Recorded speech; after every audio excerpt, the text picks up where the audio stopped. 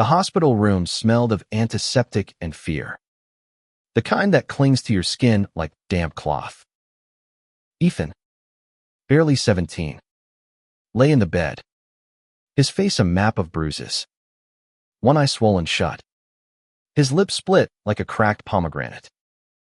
His twin brother, Eli, sat beside him, gripping his hand so tightly it hurt, whispering, "I'm here. I'm here," as if words could stitch up the wounds their father's fists had left. It was 2005, in a small town outside Albany, New York, where the air carried the weight of old factories and older prejudices. Ethan and Eli were inseparable, two halves of a single soul, same hazel eyes, same unruly brown hair, same crooked smile that could charm anyone. But Ethan had a secret, one he'd whispered to Eli under the cover of darkness in their shared bedroom. He was gay.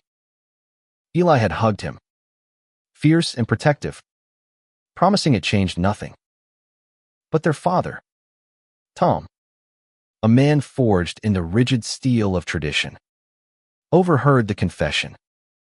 That night, his rage turned Ethan into a punching bag, calling him a freak with every blow, while Eli screamed and begged until neighbors called the cops. The hospital was just the beginning. Ethan's body would heal, but the scars on his heart ran deeper.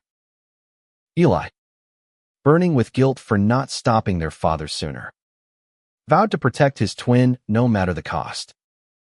Their mother, Linda, a quiet woman worn down by years of Tom's temper, stood silent, her eyes darting away when Ethan looked for her support. The twins learned early that love could be a battlefield, and they were soldiers with no one but each other. By morning, the police had taken Tom away, but not before he spat one last venomous promise: "You'll never be my son." Ethan, drugged on painkillers, barely registered the words, but Eli felt them like a knife. He was straight, the good son by their father's warped standards, but he'd rather burn every bridge than let Ethan face this alone. They were twins, bound by something stronger than blood, a shared heartbeat, a shared fight. The weeks that followed were chaos. Tom was released on bail, and the house became a minefield. Ethan stayed in his room, sketching in his notebook portraits of boys he'd never dare speak to, worlds where he could be free. Eli, meanwhile, took the brunt of their father's glares, deflecting his anger to keep Ethan safe. School wasn't much better. Whispers followed Ethan down the halls, kids sneering "faggot" under their breath, emboldened by the rumor of his beating. Eli got into fights defending him, his knuckles bruised as often as his pride. One night, Ethan broke. He sat on the floor of their bedroom, tears streaming, his sketchbook open to a drawing of a boy with kind eyes. "I can't stay here, Eli," he whispered. "He'll kill me next time."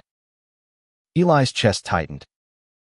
He wanted to fix it, to make their father see Ethan's worth. But Tom's hatred was a wall no amount of love could break. So, Eli made a plan. They'd run, together, to New York City, where Ethan could be himself, where they could start over. They packed light clothes, Ethan's sketchbook, Eli's guitar, and $200 stolen from their father's wallet.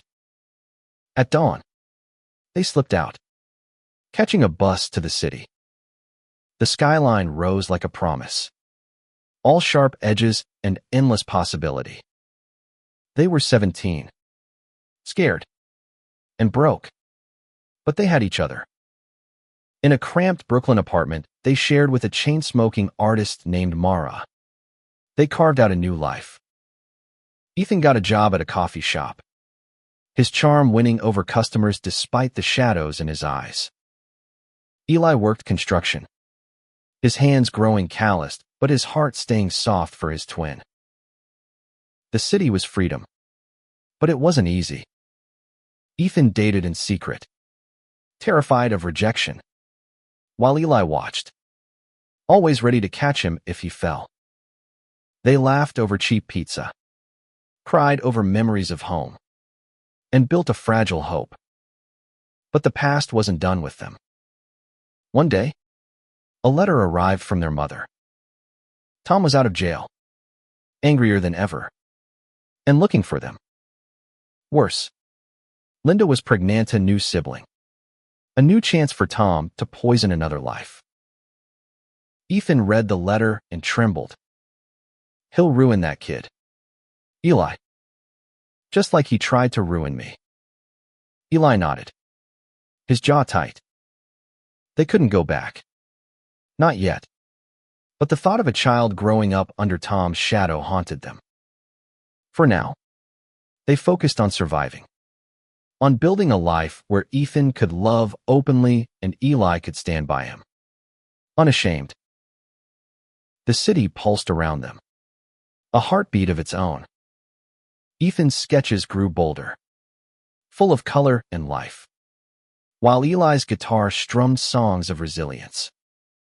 They were twins, two sides of a coin, and no matter what came next, they'd face it together. But the letter was a warning a storm was coming, and it would test their bond in ways they couldn't yet imagine. Years passed, and New York City became their sanctuary, though not without its scars. Ethan, now 20, worked at a queer-friendly bookstore in the village. His smile brighter, but still cautious. His sketches filled the walls of their tiny apartment, each one a step toward healing.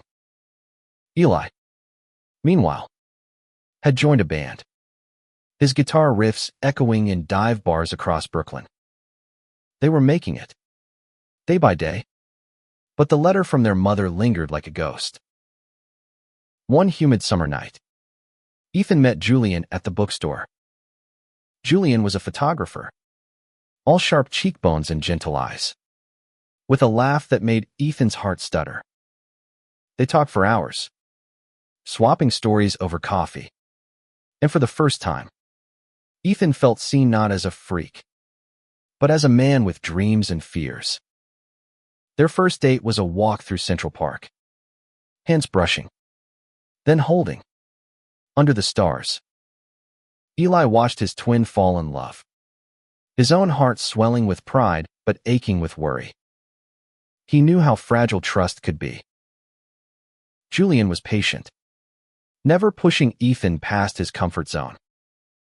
They kissed on a rooftop under a sky streaked with pink, and Ethan cried afterward, not from sadness, but from the weight of feeling safe. Eli, strumming his guitar nearby, pretended not to notice, but he was memorizing every moment of his brother's happiness.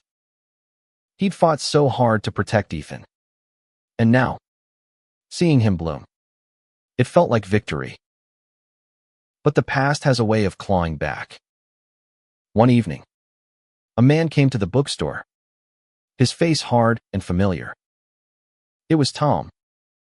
Ethan froze behind the counter, his breath shallow, as Tom's eyes locked onto him. "Found you," Tom said, voice low and venomous. He didn't attack, not physically, but his words were a blade. "You're still a disgrace." Eli, who'd been waiting outside to walk Ethan home, saw Tom through the window and charged in, shoving their father back. "Leave him alone," Eli roared, his voice shaking with years of pent-up rage. Tom sneered but left, his parting shot a promise to return.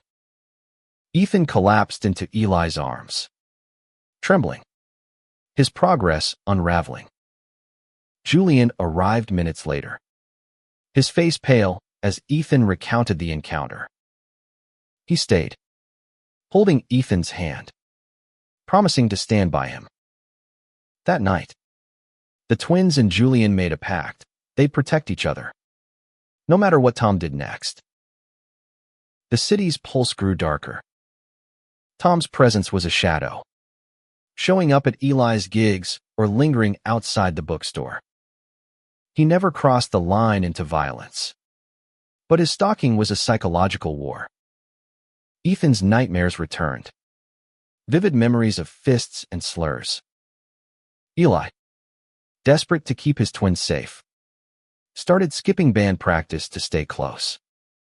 Julian suggested they get a restraining order, but Ethan hesitated, afraid it would provoke Tom further. Then, another letter arrived. Linda had given birth to a boy, Noah, now 6 months old. The letter was brief.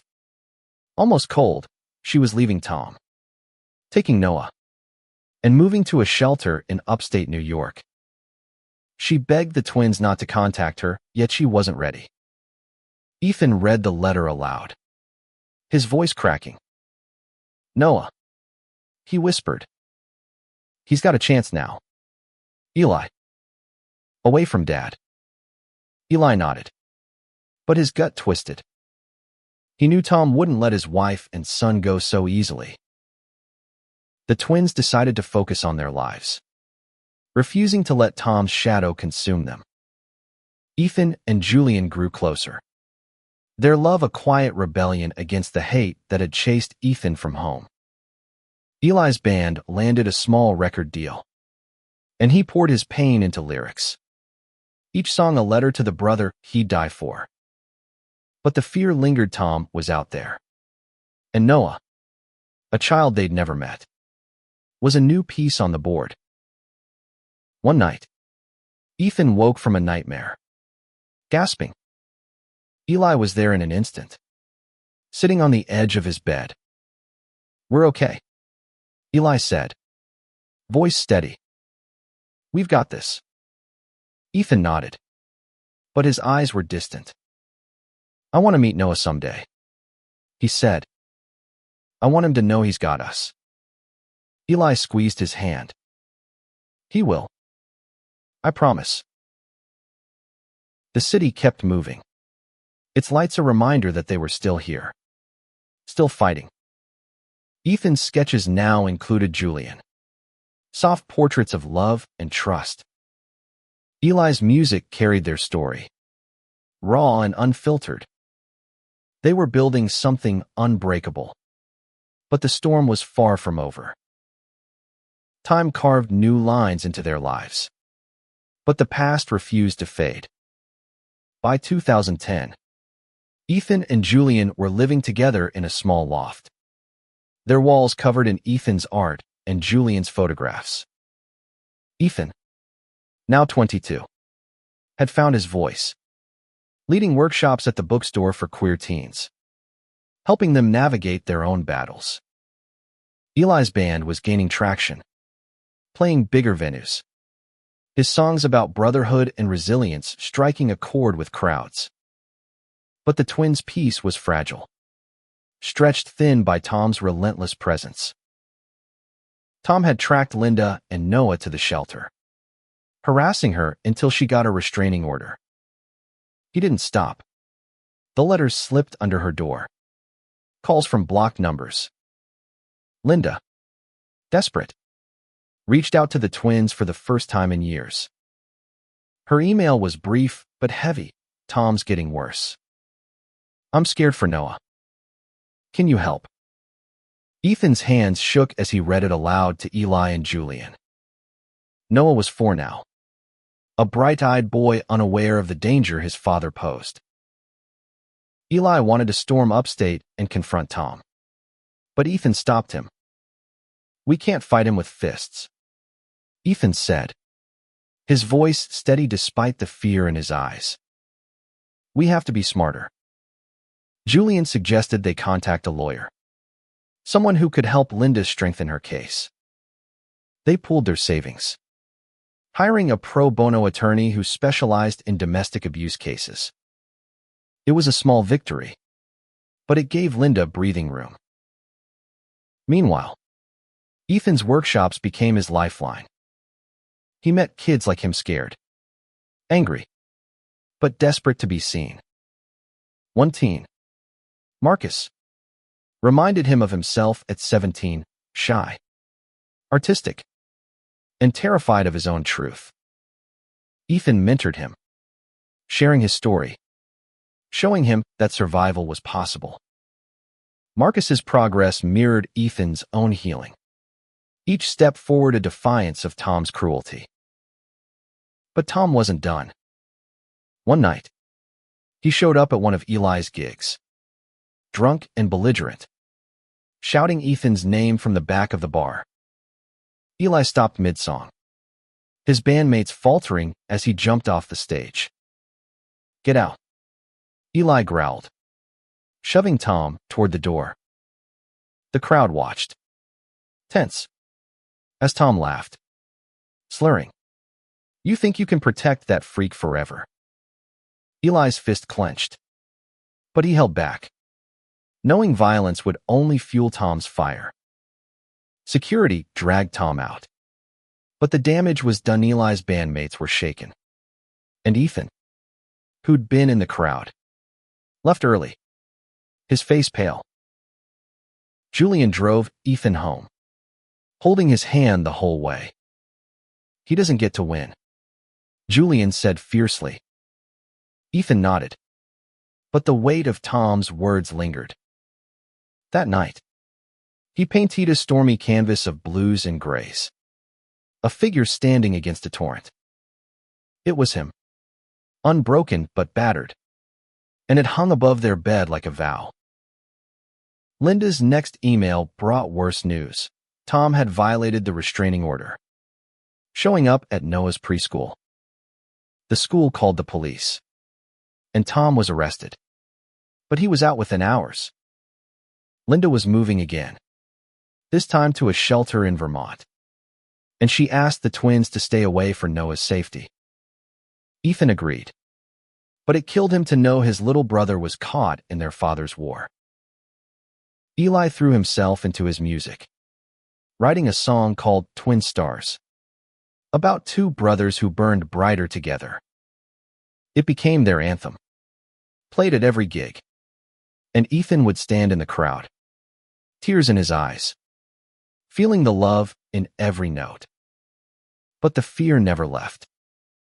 They knew Tom was watching, waiting for a chance to strike. One evening, Ethan and Julian attended a pride parade, Ethan's first since coming out. He marched with Marcus and the other teens from his workshop, their faces painted with rainbows, their voices loud and unashamed. Eli was there too, cheering from the sidelines, his guitar slung over his shoulder. For a moment, they were free, the city's colors drowning out the shadows. But as they turned a corner, Ethan spotted a familiar figure in the crowd. Tom, watching from a distance, his eyes cold and unyielding. Ethan froze, his heart racing, but Julian squeezed his hand. "He's nothing," Julian whispered. "You're everything."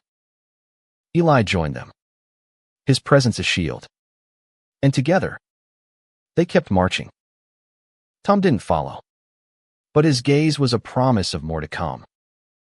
The twins knew they couldn't run forever, but for now, they had love, art, and each other, and that was enough to keep fighting.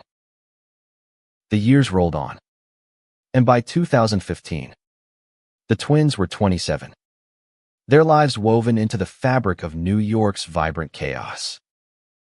Ethan and Julian were engaged, planning a small wedding in a Brooklyn garden, surrounded by friends and chosen family. Ethan's workshops had grown, now a community staple, and his art was featured in a local gallery. Eli's band, Twin Stars, had a loyal following, their music a raw pulse of hope and defiance. But the specter of Tom loomed, a shadow they could never fully shake. Linda's updates were sporadic, each one a mix of relief and dread. Noah, now 9, was thriving in Vermont, his laughter a bright spot in her emails. But Tom's harassment hadn't stopped. He'd found the shelter, sending threatening letters that forced Linda to move again, this time to a small town in Maine. The twins ached to meet Noah, to be the big brothers he deserved. But Linda begged them to wait until Tom was behind bars for good. Ethan threw himself into wedding planning, a distraction from the fear. He and Julian designed invitations by hand. Their love poured into every detail. Eli helped, teasing Ethan about his fancy taste, while secretly saving for a Surprizia custom guitar pick engraved with their initials. A gift for Julian. The twins' bond was unshakable. But Eli felt the strain of being Ethan's protector, his own dreams sometimes sidelined by the need to keep his brother safe. One night, during a band rehearsal, Eli got a call from Linda. Her voice was frantic. Tom had broken into her apartment, drunk and raging, demanding to see Noah. She'd escaped with Noah to a neighbor's. But Tom was arrested again, this time facing serious charges. Linda was done hiding. "I want you to meet Noah," she said. "He needs you." Ethan, listening on speakerphone, cried silently, his heart torn between joy and terror. The twins and Julian drove to Maine the next weekend, their car packed with gifts for Noah's sketchbook from Ethan, a toy guitar from Eli. They found Linda in a small, cozy house, her face lined with exhaustion but warm with love. Noah was a whirlwind, all curly hair and curious eyes, asking a million questions about his cool city brothers. Ethan showed him how to draw, while Eli taught him a simple chord. For a moment, it felt like they'd won, like they'd built a family despite Tom's poison. But victory was fleeting. Tom's trial was set for the fall, and he was out on bail, more dangerous than ever. He sent a letter to the twins' apartment, addressed to Ethan in jagged handwriting. "You'll pay for turning my family against me." Julian burned it, but the words seared into Ethan's mind. He stopped sleeping, his nightmares vivid with fists and blood. Eli noticed, staying up late to talk him through it, his own anger simmering. "We end this," Eli said one night, his voice hard. "He doesn't get to hurt you anymore." They hired a private investigator to track Tom's movements, using gig money and Julian's savings. The PI confirmed Tom was in New York, renting a cheap motel room near their old Brooklyn haunt. He was watching them, biding his time. Ethan wanted to run again, but Eli and Julian refused. "This is our home," Julian said, pulling Ethan close. "We fight for it." The wedding was a month away when disaster struck. Tom broke into the bookstore, trashing Ethan's workshop space, leaving a note scrawled on a torn sketch, "Freak." Ethan found it at dawn, his heart shattering as he swept up the pieces of his work. Eli arrived, furious, and together they rebuilt, repainting walls and hanging new art. The community rallied, queer teens and allies showing up to help, their love a shield against Tom's hate. Ethan stood among them, his voice shaking but strong. "This is my home," he said, echoing Julian. "And I'm not running." Eli hugged him, tears in his eyes, proud of the man his twin had become. They knew the fight wasn't over, but they were ready. Noah's laughter, Linda's courage, and Julian's love were worth it. The twins were a force, their bond a fire that no one, not even Tom, could extinguish. The wedding was a burst of color and joy, a defiance of the darkness that stalked them. Ethan and Julian stood under a canopy of flowers, Their vows a promise of love and resilience. Eli was best man, his speech a tearful ode to his twin, calling Ethan the bravest person I know. Noah, now 10, was the ring bearer, his grin lighting up the garden. Linda sat in the front row, her eyes shining with pride, her strength a quiet anchor. For one perfect day, the twins felt untouchable, surrounded by a community that loved them fiercely. But Tom's shadow crept closer. His trial was delayed, and he was still free, his threats escalating. The PI reported sightings near the loft, and Ethan's nightmares grew worse, now featuring Noah's face alongside his own. Eli, burning with protective rage, started carrying a pocket knife, though he swore he'd never use it. Julian, ever calm, pushed for therapy, and Ethan agreed, finding solace in talking through his trauma. It helped, but the fear was a constant hum, a reminder that safety was fragile. One evening, Ethan got a call from Marcus, his mentee from the workshop. Marcus was frantic. He'd seen Tom outside the bookstore, talking to a group of rough-looking men. Ethan's stomach dropped. He called the PI, who confirmed Tom was recruiting others, likely planning something bigger than harassment. The twins and Julian met with Linda, deciding to move Noah to a safer location, a friend's house in Connecticut, until the trial. Linda hesitated but agreed, kissing Noah's forehead as he left with a backpack full of drawings. Ethan threw himself into his art, painting a mural for the bookstore, two figures, hand in hand, standing against a storm. It was him and Eli, a testament to their bond. Eli's band played a benefit concert for the workshop, raising money to replace the damaged supplies. The community's support was overwhelming, but so was the tension. Every creak of the loft's floorboards, every shadow outside, made Ethan jump. Julian held him through it, his love a steady anchor. Then, a breakthrough. The PI found evidence linking Tom to a planned attack on the bookstore, a recorded conversation with one of his cronies. The police arrested Tom again, this time with enough to hold him.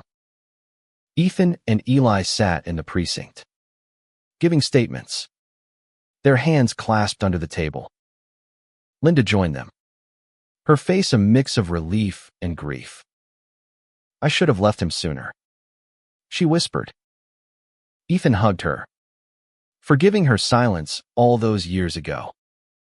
They were rebuilding, slowly, as a family. With Tom behind bars, the twins focused on Noah. They visited him in Connecticut, bringing sketchbooks and music, teaching him about love and courage. Noah idolized them, calling Ethan the artist and Eli the rock star. Ethan cried the first time Noah hugged him, feeling the weight of being a big brother. Eli, ever the protector, promised Noah they'd always be there, no matter what. The trial loomed, a final hurdle. Ethan dreaded facing Tom in court, but he knew it was necessary. He and Eli prepared together, writing down their memories, their pain, their triumphs. Julian stood by them, his camera capturing their strength, portraits of a family forged in fire. The community rallied too, filling the courtroom with supporters when the day came. Ethan took the stand, his voice steady as he recounted the beating, the slurs, the years of fear.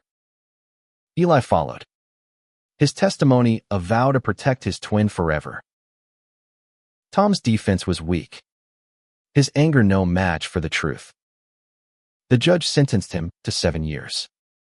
A small justice, but enough for now. Ethan and Eli left the courthouse hand in hand, Julian and Linda beside them. Noah's laughter waiting for them in Connecticut. They were free, not just from Tom, but from the weight of his hate. Ethan's art, Eli's music, and their unbreakable bond had carried them through. The storm was passing, and they were ready for whatever came next. With Tom in prison, the air felt lighter, but the scars remained. Ethan and Julian settled into married life, their loft a haven of art and love. Ethan's workshops expanded, now serving queer youth across the city. His story a beacon for those still finding their way. Eli's band went on tour, their album Twin Stars climbing indie charts, each song a piece of their journey. Noah, now 11, was back with Linda in Maine, but the twins visited often, building a bond with their little brother that felt like a second chance. Ethan's therapy sessions helped him untangle the knots of his past. He painted less about storms and more about lights and rises. Laughter, Julian's eyes. But some nights, he'd wake gasping, Tom's voice echoing in his dreams. Julian would hold him, whispering, "You're safe," until the panic faded. Eli, too, carried the weight of those years, his songs growing softer, more reflective, as he processed their shared trauma. One spring, Linda called with news. She was sick. A rare cancer, fast-moving, with months left at best. The twins rushed to Maine, their hearts breaking as they saw her frailty. Noah, confused and scared, clung to them, asking why his mom was tired all the time. Ethan and Eli took turns staying with him, drawing and playing music to keep his spirits up. Linda, in her final weeks, made a request: take care of Noah. Don't let him grow up like we did. Her death was a quiet devastation. Ethan and Julian moved to Maine temporarily, renting a house near Noah's school. Eli joined when he wasn't touring, his presence a comfort to Noah, who was now 12 and grappling with grief. The twins became his guardians, a role they embraced with fierce love but no small amount of fear. They were barely 30, still healing themselves, and now responsible for a child. Noah was bright but troubled, his questions sharp and endless. "Why did Dad hate you?" he asked Ethan one night, staring at a photo of the twins as teens. Ethan took a deep breath, telling him the truth about his sexuality, Tom's violence, and the love that kept him and Eli going. Noah listened, his eyes wide, then hugged Ethan tight. "I'm glad you're my brother," he said, and Ethan cried, feeling the weight of his past lift just a little. Life in Maine was slower, softer, but not without challenges.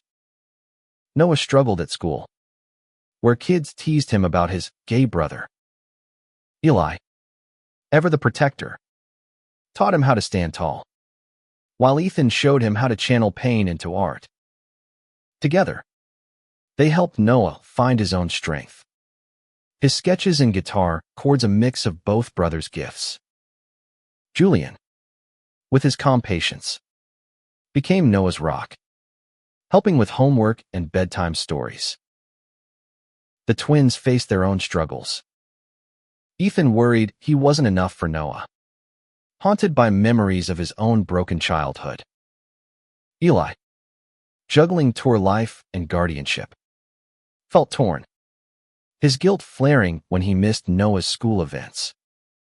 But they leaned on each other, their bond as strong as ever. Julian's love grounded them, his photographs capturing their new family, Ethan teaching Noah to paint, Eli strumming a lullaby, all of them laughing under Maine's starry skies.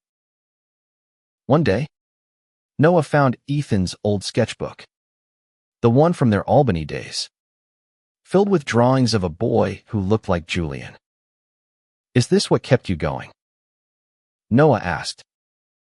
Ethan nodded, smiling. "Love always does." Noah started drawing too, his own stories taking shape, a sign he was healing. Eli watched, his heart full, knowing they were giving Noah what they'd never had, a home where he could be himself. The twins knew Tom's release was years away, but they prepared, teaching Noah resilience and love. They were a family now, not just surviving but thriving. Their scars a map of where they'd been, not where they were going. Ethan's art and Eli's music told their story. But Noah was their future, a boy raised with love, free from the hate that had once broken them. By 2020, the twins were 32. Their lives a tapestry of love and responsibility. Ethan and Julian made Maine their permanent home, turning their rented house into a sanctuary filled with art, music, and Noah's laughter. Noah, now 14, was growing into himself, a quiet teen with a sharp mind and a talent for drawing that rivaled Ethan's.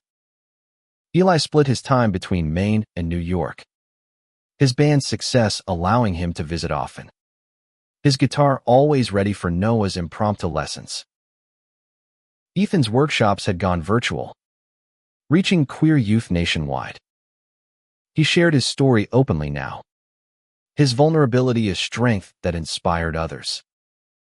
Julian's photography business thrived, his portraits of families like theirs messy, beautiful, resilient, gaining recognition.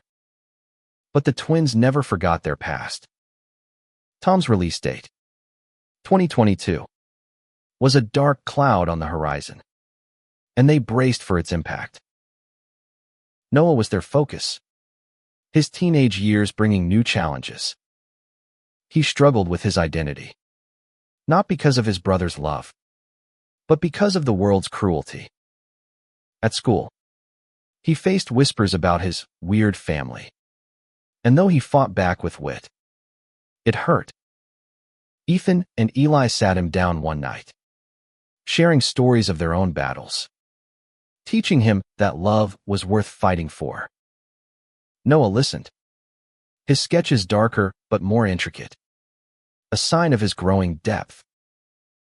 One summer, Noah joined Ethan's workshop, helping younger kids with their art. He found purpose there, his confidence blooming as he mentored others. Eli watched, proud, his songs now including odes to Noah, the little brother who'd become their heart.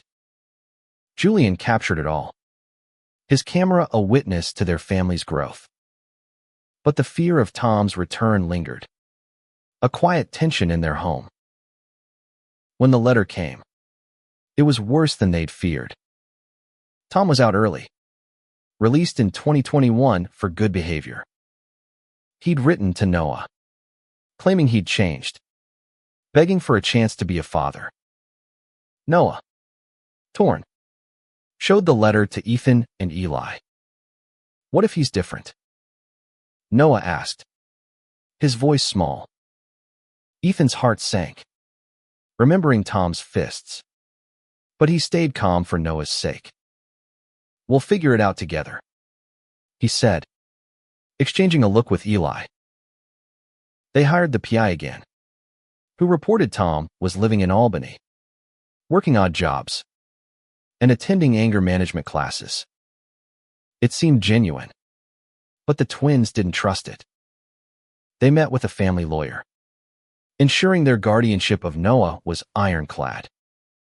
Julian suggested supervised visits if Noah wanted them, but Noah shook his head. "I don't need him," he said. "I have you." Ethan hugged him, tears falling, while Eli strummed a soft chord, sealing the moment. Still, Tom persisted, sending letters and small gifts of baseball, a cheap watch things Noah tossed aside. The twins monitored every move, their protective instincts razor-sharp. One night, Noah broke down, angry at the father he barely knew. "Why does he get to come back?" he yelled. Ethan held him, whispering, "Because we're stronger than he'll ever be."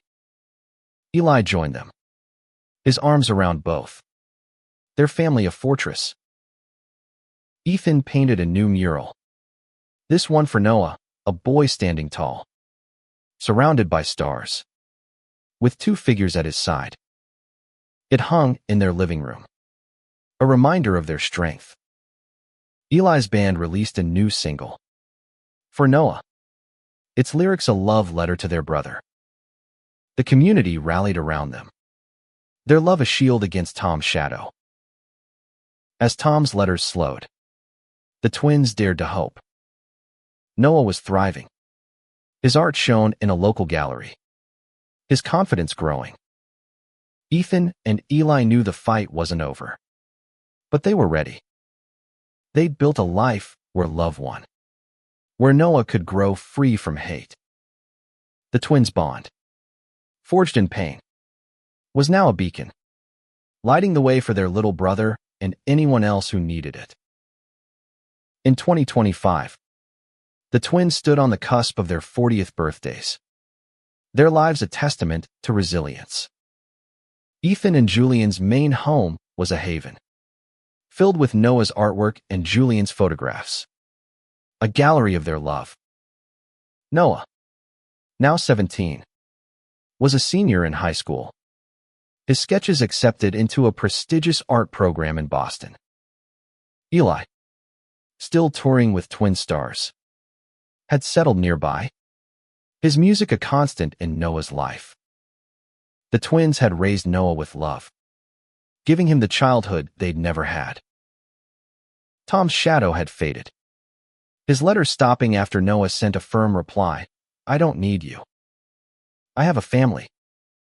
The twins had braced for retaliation, but none came. The PI reported Tom was back in Albany, living quietly, his fire seemingly burned out. Ethan and Eli didn't trust it fully, but they let themselves breathe, focusing on Noah's future. Noah was a force, his art a blend of Ethan's emotion and Eli's rhythm. He'd come out as bisexual the previous year, nervous but proud, and the twins had enveloped him in love, sharing their own stories to ease his fears.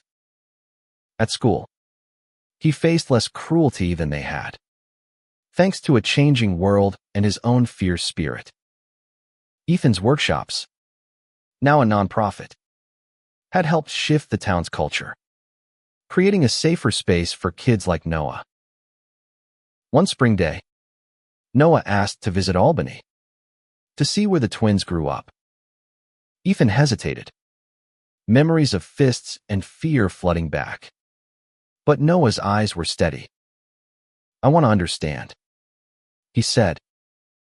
Eli nodded, trusting Noah's strength. They drove together, the twins and Noah, to their old neighborhood. The house looked smaller, worn, its ghosts quiet. Noah walked the streets, sketching the places where Ethan was beaten, where Eli fought back, his pencil capturing their pain and triumph. At the hospital where Ethan had lain broken, Noah paused, his sketchbook open. "This is where it started," he said, looking at Ethan. "But you didn't let it end you." Ethan hugged him, tears falling, while Eli stood close, his hand on Noah's shoulder. They were a family, whole despite the cracks, their love a rebellion against the past. Back in Maine, Noah's graduation was a celebration. Ethan gave a speech, his voice breaking as he called Noah our heart, our future. Eli played a new song, Raised by Love, its chords echoing their journey. Julian's camera captured every moment, his love for this family in every frame. The community filled the auditorium, Their applause a testament to the twins' impact. As Noah prepared for Boston, Ethan and Eli reflected on their path. They'd turned pain into purpose, raising a boy who knew his worth. Ethan's art, now in galleries across the Northeast, told stories of survival. Eli's music, streamed worldwide, carried their truth. They'd faced Tom's hate and won, not with fists but with love, art, and an unbreakable bond. The night before Noah left, they sat on the porch, stars above them. "You saved me," Noah said, his voice soft. Ethan shook his head. "You saved us, kid." Eli grinned, strumming a quiet chord. "We're a team." Noah smiled, his sketchbook open to a drawing of 3 figures, hand in hand, against a sky of endless stars. Their story wasn't over, but it was theirs. Ethan, once beaten for being a freak, had raised Noah with love, proving that hate could never outlast the heart. Eli, his protector, had given them both the strength to keep going. Together, they'd build a legacy not just for Noah, but for every kid who needed to know they were enough. The twins looked at the stars, their hands clasped, and knew they'd done it right.